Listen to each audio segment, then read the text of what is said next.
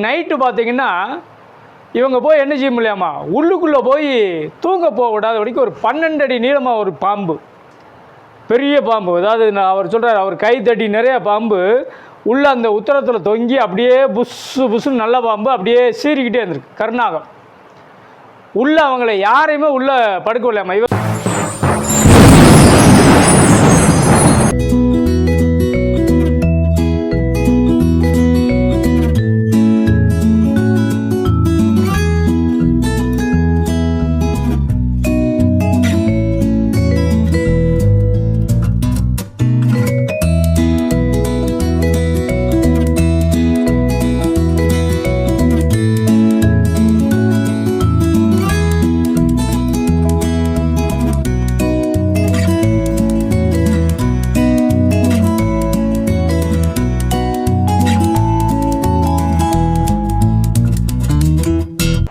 கர்த்தருடைய பரிசுத்த நாமத்திற்கு ஸ்தோத்திரம் உண்டாவதாக.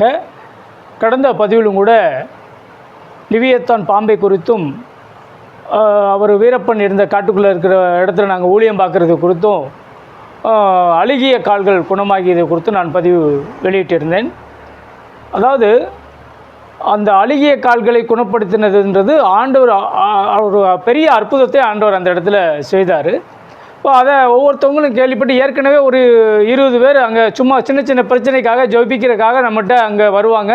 வெள்ளிக்கிழமை வந்து காலையில் ஒரு 9 மணிலேருந்து 11-12 மணி வரைக்கும் உபவாச ஜெபம் நடத்திட்டு அப்புறம் நான் என்னுடைய ஒர்க்குக்கு கிளம்பிடுவேன். கைப்படுத்தி கொடுத்து மற்றவங்களுக்கு கொடுக்குறதுக்கு நாங்கள் கிளம்பி போயிடுவோம். அந்த காரியத்திலே அந்த சமயத்தில் வந்து அநேக பேர் நிறைய நன்மைகள் பெற்றுக்கிட்டாங்க. இருந்தாலும் மிக முக்கியமான சில காரியங்களை மட்டும் விசுவாசத்துக்கு எதுவாக நான் உங்களோடு கூட பகிர்ந்து கொள்கிறேன். அப்போ நான் அது முடிச்சுட்டு நான் வந்து என்ன பண்ணேன், வெளியில் ஊழியத்துக்கு போயிட்டு திரும்பமாக சாயந்தரமாக ஒரு 5:30 மணிக்கு வீட்டுக்கு வந்துட்டேன். வீட்டுக்கு வந்தபோது என்ன பண்ணாங்கன்னா, ஒரு பெரியவர் ஒருத்தர் வந்தாங்க. அவருடைய பையன் அவருடைய பேரன் வந்து நேராக வீட்டுக்கு வந்த மாதிரி பாஸ்ட் வீடு எதுன்னு சொல்லி கேட்டு நம்ம வீட்டுக்குள்ளே அங்கே வந்திருந்தாங்க. வந்தபோது வாங்க ஐயா வாங்க உட்காருங்கன்ன போது அவங்களுடைய பையனுடைய பெட்டெக்ஸில் வந்து பெரிய கட்டி இருக்குது. பேரன் வந்து கூட வந்து உட்கார்ந்துருக்குறான். பொண்ணு அந்த பையனோட கூட வாழலையாமா. ஆனால் அவர் என்ன சொல்கிறாருன்னா, பையனுடைய இந்த கட்டிக்கு காரணம் மருமக தான் செய்வனை வச்சுட்டாங்க, அதனால தான் இப்படி ப்ராப்ளம் இருக்கியா, அதனால் நீங்கள் எப்படியாவது இதை குணப்படுத்துறதுக்காக உங்கள் ஆண்டோட்ட சொல்லி ஜெபம் பண்ணுங்கய்யா, எங்களுக்கு மந்திரிச்சு விடுங்கன்றார். எனக்கு அப்படியே யோசனை ஒன்று, என்ன கடைசியில் நம்மளை சாமியாராகவே ஆக்கிட்டாங்களே, குறி சொல்கிற ஆள் மாதிரி ஆக்கிட்டாங்களேன்னு சொல்லி, ஐயா நான் ஜெபம் பண்ணுறேன், ஆனால் கர்த்தர் விடுதலை கொடுத்தா செய்வார், ஆனால் நீங்கள் விடுதலை கொடுத்தாங்கன்னா நீங்கள் நான் சொல்கிறபடி நீங்கள் இருக்கணும், ஆண்டவர் இயேசுவை ஏற்றுக்கொள்ளணும், தொடர்ந்து வந்து இங்கே வரணும் அப்படின்னு. அதெல்லாம் வந்துடுவோம்யா, அதெல்லாம் செஞ்சுருவோம்யா, அப்படியா இப்படியான்னாரு. அந்த கிராமத்து பாசையில் அவங்க சொல்லிகிட்டே இருந்தாங்க. சரி இவ்வளோ தூரம் நம்பிக்கையோடு சொல்கிறாங்களே சொல்லி நான் என்ன பண்ணேன், ஒரு பாக்கெட் எண்ணெய் வாங்கிட்டு வர சொல்லி நல்லா அபிஷேகத்தில் நிரம்பி ஜெபம் பண்ணி, இந்தாங்க அதை கொண்டு போடுங்க அப்படிங்கிறேன் சொல்லி அவர்கிட்ட கொடுத்து அனுப்புகிறேன். அப்போ ஆண்டவர் சொல்கிறாரு, இவருக்குள்ளே தான் அந்த பிரச்சனை இருக்குது, பையன்கிட்ட இல்லை, மருமகிட்ட இல்லை, யார்கிட்டையுமே கிடையாது, இவர்கிட்ட தான் அந்த பிரச்சனை இருக்குது, வேறு ஒன்றும் கிடையாது, இவர் சரியானார்னா குடும்பமே நல்லாயிரும் அப்படின்னு சொல்கிறாங்க. நம்ம அதை அவர்கிட்ட சொல்ல முடியுமா? சரி இருந்தாலும் நம்ம விசுவாசமாக இருந்து என்ன செஞ்சுட்டேன், அந்த எண்ணெயை ஜெபம் பண்ணி அபிஷேகத்தை நிரம்பி 2 பேரும் ஜெபம் பண்ணி கையில் கொடுத்து விட்ட பிறகு அவர் அதை போய் என்ன பண்ணிக்கிறாரு, அதை ஏசுரத்தஞ்சேன்னு சொல்லி போட்டு கூட ஒரு புதிய ஏற்பாடு பைபிள் ப்ளூ கலர் இருக்குது பார்த்தீங்களா, அது கையில் கொடுத்து விட்டேன். இதை நீங்கள் உங்கள் வீட்டில் கொண்டு வச்சு நீங்கள் அந்த பேரனை படிக்க சொல்லி, நீங்கள் யாரும் படிக்க மாட்டீங்க, பேரன் படிப்பான்ல, பேரனை படிக்க சொல்லி நீங்கள் இதெல்லாம் கேளுங்க அப்படின்னு சொல்லி கொடுத்து விட்டுருந்தேன். அவங்க சரின்னு சொல்லிட்டு அந்த இதை வாங்கிட்டு போயிட்டாங்க. போன அன்னைக்கு நைட்டு வந்து அவங்க அதே மாதிரி எண்ணெயை போட்டு அந்த பையனுக்கு இது பண்ணியிருக்காங்க. அவங்க வீடு கூரை செட்டுக்கு வெளியில் தான் அந்த பையனை வச்சு அந்த கட்டியில் வந்து மருந்து போட்டு அப்போவே ஒரு மணி நேரத்துலேயே 2 மணி நேரத்தில் அந்த கட்டி உடஞ்சி சீலெல்லாம் எல்லாம் இதாகி கிளியர் ஆயிடுச்சு. எல்லாம் தொடச்சி எடுத்து எல்லாம் கம்ப்ளீட்டாக இது பண்ணிட்டாங்க. ஆனால் அன்னைக்கு நைட்டு பார்த்திங்கன்னா இவங்க போய் என்ன செய்ய முடியாமா, உள்ளுக்குள்ளே போய் தூங்க போக விடாத வரைக்கும் ஒரு 12 அடி நீளமாக ஒரு பாம்பு, பெரிய பாம்பு. அதாவது அவர் சொல்கிறார், அவர் கை தட்டி நிறைய பாம்பு உள்ள அந்த உத்தரத்தில் தொங்கி அப்படியே புஸ்ஸுன்னு நல்ல பாம்பு அப்படியே சீறிக்கிட்டே இருந்திருக்கு. கருநாகம் உள்ளே அவங்கள யாரையுமே உள்ளே படுக்க விடாமல் இவர் போனவுடனே அந்த பைபிளை தூக்கி கொண்டு அவர் இரும்பு பெட்டிக்குள்ள கொண்டு உள்ளே வச்சுருந்துருக்கிறாரு. அந்த பெட்டிக்கும் அதுக்கும் பக்கத்தில் நின்றுட்டு இந்த சைடில் உள்ளே ஆளுகளை விட மாட்டேங்குதாம்மா. இவருக்கு என்ன நடந்தது பயம் ஆகிப்போச்சு. இதெல்லாம் நமக்கு தெரியாது இல்லையா. காலையில் பார்த்தீங்கன்னா 6 மணி இருக்கும், விடியறதுக்கு முன்னாடி வெளியில் கேட்டில் வந்து பேரே அவங்க எல்லோரும் வந்து தொங்கிட்டு நிற்கிறாங்க. என்னையா அப்படிங்கிறேன். என்னையா அப்படின்னா, ஐயா சாமி எங்கள் தெய்வத்துக்கும் உங்கள் தெய்வத்துக்கு ஆகவே ஆகாது, குலதெய்வமாக குத்தமாகி போச்சு, இந்தாங்க பைபிளை பிடிங்க நேராக கொண்டு என் கையில் கொண்டு கொடுக்குறாரு. ஐயா இருங்க என்ன விஷயம் சொல்லுங்கள் அப்படின்னு. ஐயோ நேற்று நைட்டு முழுக்க ஒரு சொட்டு தூக்கம் இல்லை, எங்கள் குடும்பம் முழுக்க வெளியில் நடந்தோம். வீட்டுக்குள்ளே வந்து சர்ப்பம் 12 அடியில் நீண்டுட்டு அப்படி சொல்லுங்குது அப்படிங்கிறேன். அடிக்க வேண்டியதானையா, அடித்து போட வேண்டியதான். ஐயோ அது பெரிய குலதெய்வ குத்தமாயிரும், சாமின்னாரு. எனக்கு அப்போ ஏற்கனவே இவர்கிட்ட தான் பிரச்சனை ஆண்டவர் சொன்னப்பே, அப்போ நீங்கள் என்னையா பண்ணுறீங்கன்னா, அவர் ஊர் முழுக்க மந்திரிச்சு குறி சொல்கிறாள். அப்போ ஆண்டவர் அதை இவர்கிட்ட தான் பிரச்சனை இருக்குன்னு சொன்னது சரியாயிடுச்சுங்களா. கடைசியில் பார்த்தீங்கன்னா அவர் தன்னை மாற்றிக்கிற மாதிரி இல்லை, ஐயோ உங்கள் இதே வேணாம் விட்டுருங்க நான் போகிறேன்னு சொல்லி பைபிளை கொடுத்து தலை வரைக்கும் ஓடிய விட்டார். என்ன மனுஷன் எப்படி பண்ணிட்டாருன்னு சொல்லி சரி போயிட்டார். ஏன்னா இயேசு கிறிஸ்து அவர் வந்து 10 குஷ்டரோகிக்கு விடுதலை கொடுக்குறாரு. ஆனால் ஒருத்தன் தான் திரும்ப வந்தான், மற்ற 9 பேரும் காணோம். அது மாதிரி ஆண்டவராக இயேசுகிட்ட நன்மை பெறும்படிக்கு நிறைய பேர் வர்றாங்க. ஆனால் திரும்ப அவருடைய சமூகத்தில் வந்து நின்று அவரை துதிக்கிறதுக்கு ஆராதிக்கிறதுக்கு ஆள் வரமாட்டுறாங்க. அப்படித்தான் இருக்கிறாங்க. அப்போ கிராமங்களாக இருக்கட்டும் பட்டணங்களாக இருக்கட்டும் நன்மை பெற்றுக்கொள்ளணும். ஏதாவது ஒரு தெய்வம் நமக்கு சரியாயிட்டா பார்க்கணும் போதும், மற்றபடி எனக்கு உங்கள் தெய்வம் எனக்கு வேண்டாம் அப்படின்றாங்க. இது எப்படி?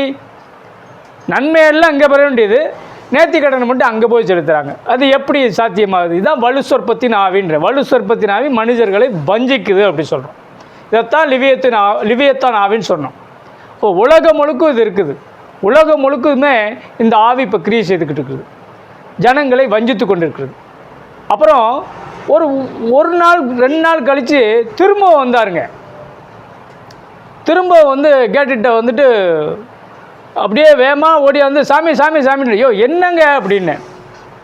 அதே மாதிரி சாயந்தரம் வேளையில் வந்தாங்க. மனைவியை கூப்பிட்டு வந்தார். மனைவியை கூப்பிட்டு வந்துட்டு இந்த மாதிரி மனைவிக்கு வந்து வாயெல்லாம் குதறிடுச்சாம, புண்ணாக இருந்திருக்குது.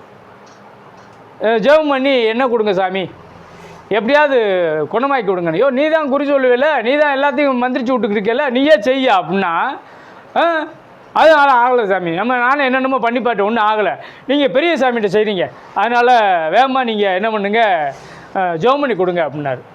ஐயா நான் அப்படியெல்லாம் பண்ண முடியாது, நீங்கள் இங்கே வர்றதா இருந்தால் வாங்கலைன்னா போய் கிளம்புங்க அப்படின்னேன். ஐயோ நீங்கள் அப்படியெல்லாம் சொல்லவே கூடாது சொல்லி நேரம் நெடுஞ்சாங்கடா. ஐயோ எதாடா சாமி எந்தியா அப்படின்னு சொல்லிட்டு பாருங்கள் என்னைய ஜெபம் பண்ணி கொடுத்து என்ன பண்ணேன், அவர் கையில் கொடுத்து சரி போய் போடுங்க சரியாயிருந்தோடனே அந்நியாரமே ஒரு நாள் 2 நாளே அவங்களுக்கு சரியாயிருச்சு போட்டுருக்கு. அதுக்கப்புறம் பார்த்தீங்கன்னா அதே ரோட்டில் டிஎன்பாளைய ரோட்டில் நான் வண்டியில் போனால் அப்படி டிவிஎஸ் எக்ஸல் சூப்பர் இல்லைன்னா இதில் வருவார். வந்து என்னை பார்த்தோன்னே தலை தெறிக்க பின்னாடி ஓடிடுவார். ஓடிப்போய் ஏதாவது ஒரு டீ கடைக்குள்ளே உட்காந்துக்குவார், இல்லைன்னா ஏதாவது தெருவுக்குள்ளே ஓடி போயிடுவார். அப்படி ஒரு பயம்.